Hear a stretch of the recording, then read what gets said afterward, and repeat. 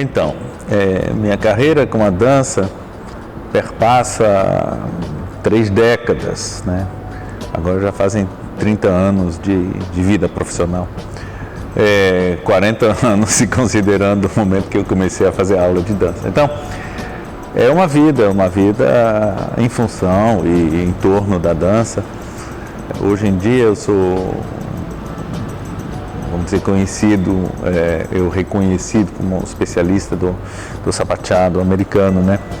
Mas, na verdade, essa carreira fui em vários lugares, não fui sempre assim. E eu fico muito feliz de ter tido todo tipo de experiência em vários tipos de ambientes, de estilo e de plataformas, vamos colocar assim. Vou tentar detalhar um pouco.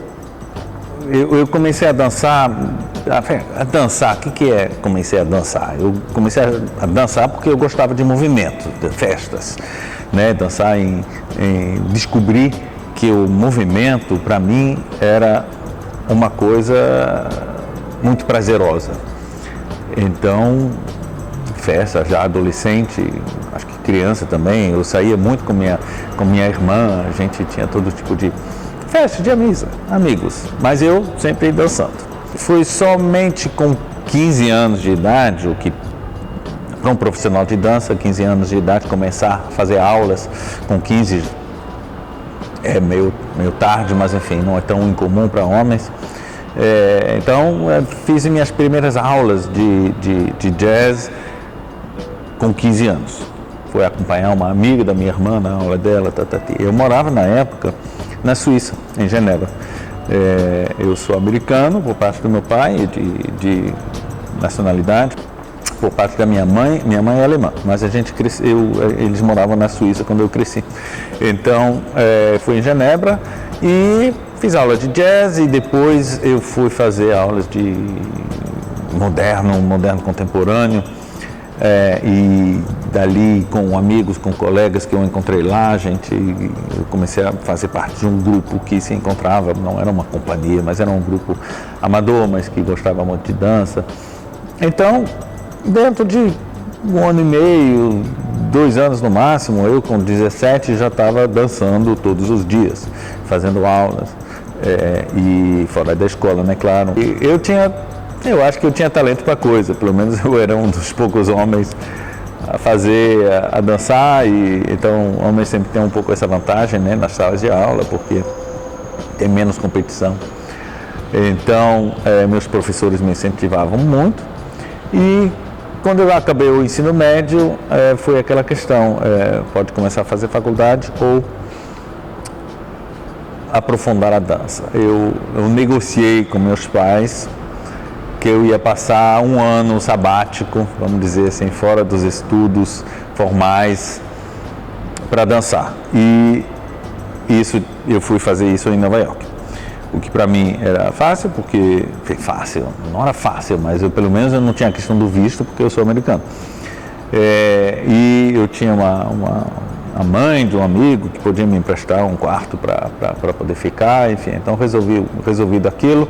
Lá fui eu, sozinho, para Nova York, onde eu comecei a realmente me deparar com o que é o mundo da dança, fazer aulas todos os dias, e a deparar com a necessidade de decidir, enfim, mais ou menos o que eu fazia, era o quê? Porque eu gostava de dança. Então eu fazia aula de jazz, fazia aula de contemporâneo, fazia aula de moderno, modern jazz, de theater dance, que eles chamam nos Estados Unidos, que é a preparação para peças de Broadway ou musicais, né? Musical theater. Então, você nunca sabe em qual época essa peça, essa história é baseada, né? Se você está fazendo Miss Saigon, enfim, é um estilo completamente diferente de que o tango argentino, que é diferente do Crazy for You, né? Então, você tem que ser muito versátil, fazer aulas assim. Precisava cantar, porque minha ideia era de fazer show business. Eu não sabia se era jazz ou isso ou aquilo. Eu fazia um pouco de tudo. Show business nos Estados Unidos é videoclipes, filmes de dança, parques da Disney, navios, qualquer lugar onde tem bailarinos e, enfim, eventualmente musicais. Embora fui me deparando que musicais, o negócio era mais complicado, porque eu não cantava bem, eu não tinha essa experiência de conhecer os roteiros, ou de ter atuação, enfim, de conhecer o material, o repertório, né? Quem quer entrar em musicais, pelo menos nos Estados Unidos, tem que ter uma sólida formação de base, que inclui saber cantar muito bem, saber atuar, conhecer o repertório, etc. Não conhecia, então estava correndo atrás, sem muita chance. Vamos dizer, logo, assim, eu cheguei a fazer alguns, no início de carreira lá, comecei a fazer alguns musicais regionais, mas, enfim, a competição é muito grande em Nova York, tinha milhares de pessoas, tinha testes com audições com centenas de homens e eu era enfim, então você se depara com a realidade do mundo da dança, esse mundo que é extremamente competitivo, né? Mas antes de entrar nisso eu estava estudando, eu estava fazendo aulas de tudo que é tipo e de sapateado também, que sapateado faz parte das linguagens lá, pelo menos, a serem a ter noções, a poder arranhar sapateado em testes e tal, né? Claro que se você, dependendo da proposta da companhia, você vai ter que ter mais nível técnico para poder, enfim, ter alguma chance. Mas eu não estava pensando em focar no sapateado, eu estava fazendo um pouco de tudo e depois de 1 ano e meio aí eu já tive que começar a negociar com meus pais, né? Porque eles, nosso acordo contemplava 1 ano de suporte financeiro. Aí o ano se passou, aí eu tive que começar a realmente procurar outras opções, né? Comecei a trabalhar como tantos outros bailarinos, aspirantes bailarinos em Nova York, fazia trabalhos de restaurante, de catering, de tudo que se pode imaginar, para conseguir me bancar, né?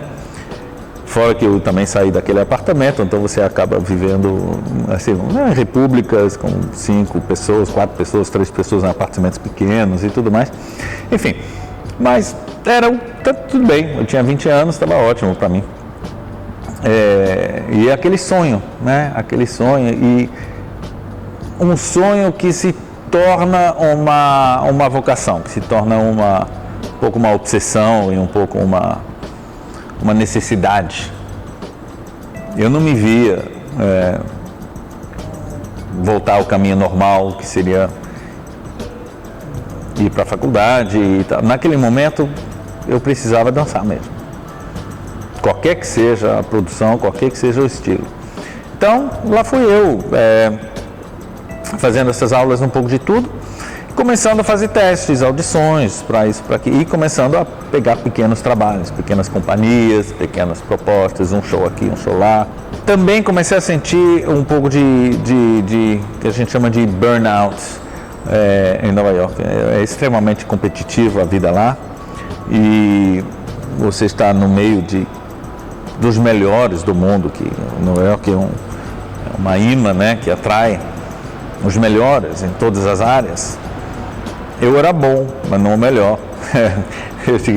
Enfim, em audições é frustrante porque me faltava alguma coisa. Sua perna não levanta o suficiente, você não dá tantos giros, sua técnica é assim, você não é alto e negro, não, eu sou médio e branco, enfim, aquelas coisas. Então, começou a ficar cansativo e eu procurei, então, uma renovação para mim. E então, depois de 3 anos em Nova York, eu resolvi voltar a fazer faculdade, resolvi fazer, e para isso eu voltei para a Suíça, porque meu pai ainda morava lá, minha mãe não mais, mas eu tinha facilidade, era gratuito para mim, né? Nos Estados Unidos, a faculdade é muito caro. Bom, então, Fazendo faculdade, eu comecei a dar aulas. Eu já comecei, na verdade, a dar aulas em Nova York antes de sair, mas na Suíça eu comecei a fazer isso de forma como sobrevivência mesmo e a gostar muito disso. E a descobrir a dança de uma outra forma, porque quando você dá aula, você tem que fazer escolhas. Você vai escolher a música, você vai escolher o tema, você vai começar a montar pequenas sequências, você vai descobrir um outro lado de você, que quando você tenta sempre se inserir nas produções dos outros, você não se dá conta necessariamente desse possível talento, né? Mas eu tinha talento para isso. Eu comecei a ter mais e mais alunos, eu trabalhava numa escola bacana em Genebra e eu redescobri um pouco o gosto pela dança, pela ideia de viver de dança, porque depois enfim, quando eu saí de Nova York estava um pouco cansado e um pouco frustrado, vamos dizer assim.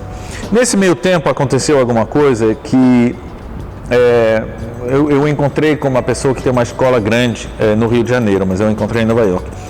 Era a Carlota Portela e o Renato Vieira, que eram sócios na época e tinha uma escola grande, o Jazz Carlota Portela, no Jardim Botânico, e a Carlota me convidou para dar um workshop na escola dela, no Rio de Janeiro, em 1987. Olha lá, muitos anos atrás. Eu vim e eu fiquei mais tempo. O workshop durava 2 semanas, desculpa, mas eu estendi minha estadia aqui durante 2 meses. Eu estava precisando mesmo desse tempo e para mim foi uma descoberta fantástica, porque foi todo um mundo, tudo que eu precisava naquela época era de estar num clima, enfim, o clima do Rio de Janeiro era fantástico para mim, era incrível, minhas aulas estavam lotadas, as pessoas gostavam das minhas aulas, aplaudiam na sala de aula e eu não falava português na época e me convidavam, aí eu fui dar aula, encontrei com a Estela Antunes, Amália Machado, Flávio Salles, que as pessoas que fazem sapateado vão saber, Vera Passos, que é de Fortaleza, que me levou para Fortaleza para dar aula lá também nessa mesma viagem. Foi uma descoberta, para mim foi fantástico.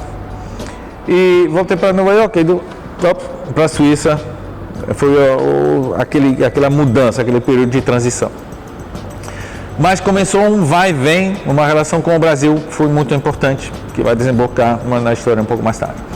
Então, 4 anos de faculdade na Suíça, dando aulas também, começando no circuito de workshops na Europa e no Brasil, porque vai e vem constante com o Brasil. Eu me redescobri um pouco com a dança, como eu já cheguei a falar. Descobri que eu sabia fazer coisas, eu comecei a produzir minhas danças e não tentar me inserir nas danças dos outros.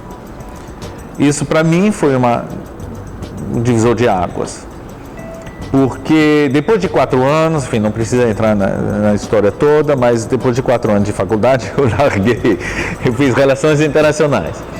Então o caminho seria trabalhar nas organizações internacionais, na ONU, fazer estágio aqui ou ali, mas eu não fiz nada disso. Eu encerrei minha carreira de diplomata naquela hora com meu diploma e eu vim para o Brasil morar e voltar a trabalhar exclusivamente com dança. Nesse meio tempo eu tinha descoberto que já era possível, né?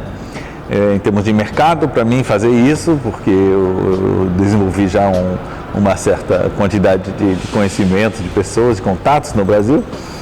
Então eu vim feliz em 91 e me instalei no Brasil. Eu estava numa relação também com uma mulher e logo a gente teve filho e tudo mais, mas começou um novo capítulo de eu fazer meus shows. me produzir. Então, claro que eu não tenho o poder de bala de uma produtora, de uma companhia de entertainment grande que vai produzir shows para isso, para aquilo, mas eu fazia minhas pequenas coisas, né? E é isso que eu fiz. Colaborações, eu montei um espetáculo chamado Preto e Branco, com Maurício Silva,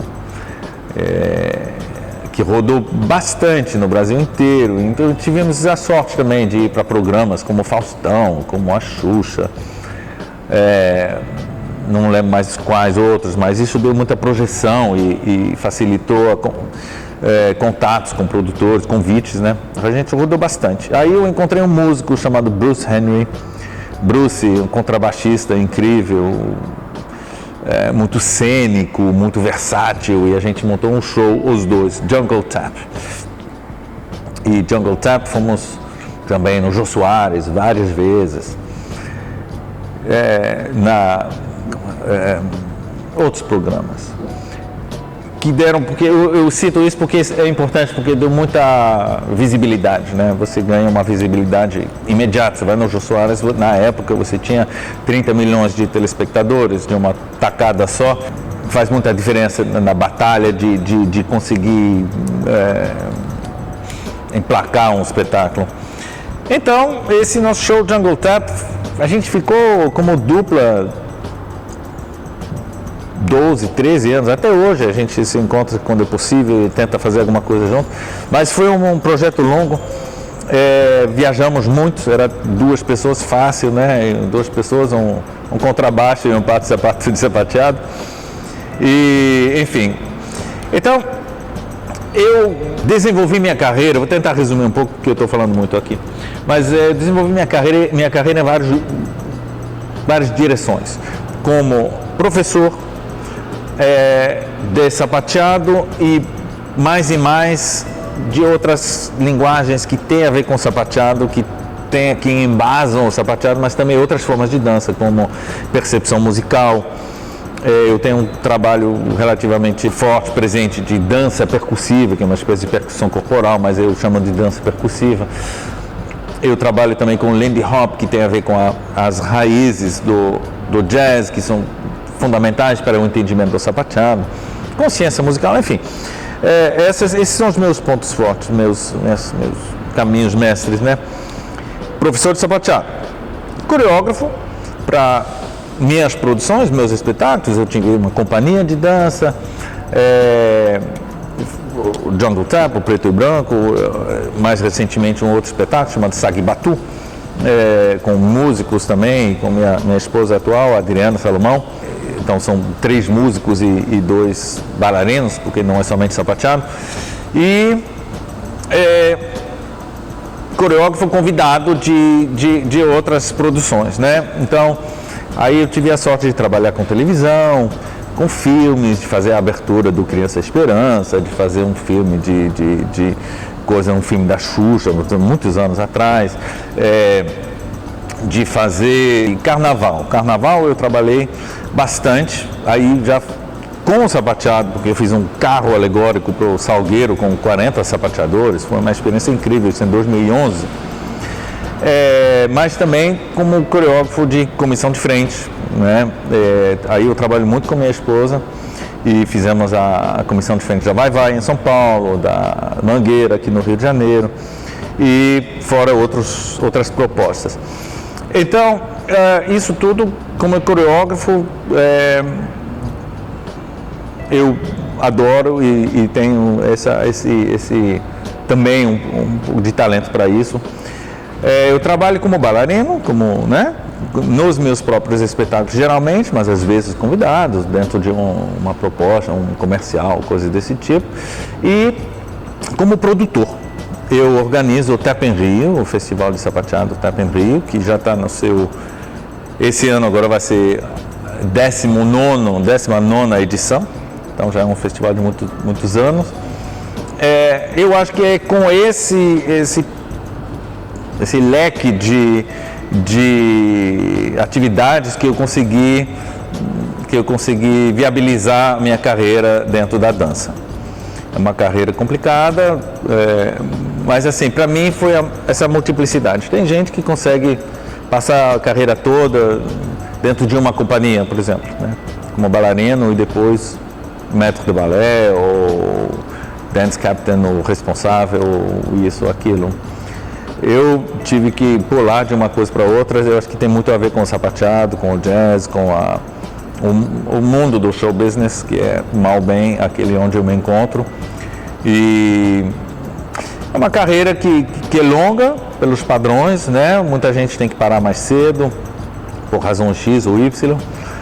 Eu continuo muito feliz, ainda realizado, ainda inspirado pela coisa. Tudo que está vindo pela frente, para mim é lucro.